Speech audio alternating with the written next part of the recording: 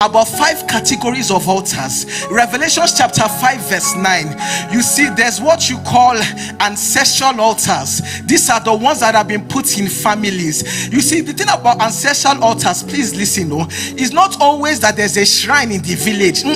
That is just one dimension. You see, altars can be ratified by blood and by what? Curses can form altars. And you see, like Joshua, 530 years he died. The person that erected the altar may not even be existing. They may have been buried 6 foot 200 years ago, yet the altar lives after them, and it continues even irrespective of whoever programmed it, whether they died or not. It has already gone.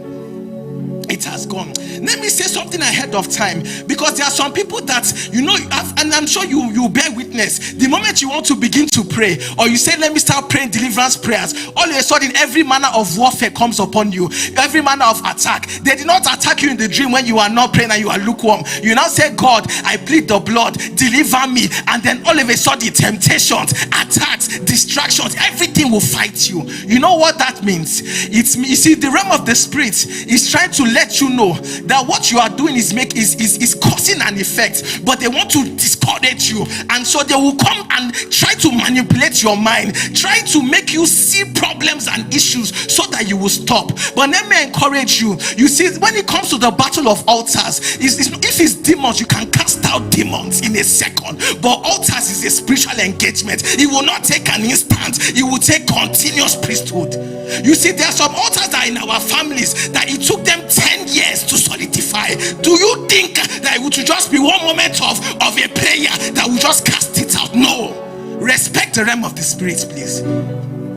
So there are some altars that God will say by discernment to you, by prophetic instruction, it will take you 40 days of fasting and prayer, and then it will break. On the 21st day, you'll be so discouraged. What is all of this headache? I have financial issues, marital issues, health issues. What is going on? It is the spirit realm trying to discourage you and to stop you, because they know that if you will only continue, you will break something that has existed for over 200 years.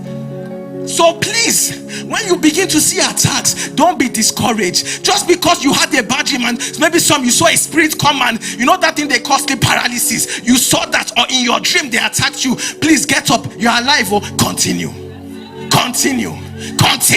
don't stop. Because it means you're shaking something in the realm of the spirit. Before the calm, there's always a storm. Ancestral altars, number 1. Number 2, locational altars. There are altars in places. There are altars in a house. There are altars in different. There's an altar in Wuye. There's an altar in Wuse. There's an altar in different places. When you go to a new house, please pray, because you do not know what that house was built upon. You don't know the altar that the landlord, the allegiance he made with spirit to ensure prosperity. You don't just enter a new territory like that. The altars can be locational, and altars can be territorial. There are some states that you can tell that this state is manipulated by an altar. How will I know what is the most prevalent pattern that goes on in that state? There are some states, some territories and regions where there's so much fear. Everybody, 9 out of 10, do not want to go forward. There's an altar of limitation. It keeps their mind small. There are some states where they can sacrifice their mother, their father to prosper. Is an altar that is powering that behavior. Please understand that as human beings, what we do, we inherit the personality of spirits. Because spirits have personalities. Fear is a spirit. So if I'm walking in fear, lust is a spirit. If I'm walking in lust, betrayal is a spirit. These things will manifest their spirit. So anything that is a pattern is because there are altars that govern it. So there are territorial altars. But you know that there are national altars? Zechariah 1:19. What are these 4 horns? They have come to scatter Israel. A horn was sent to a nation so that no man will lift up their head.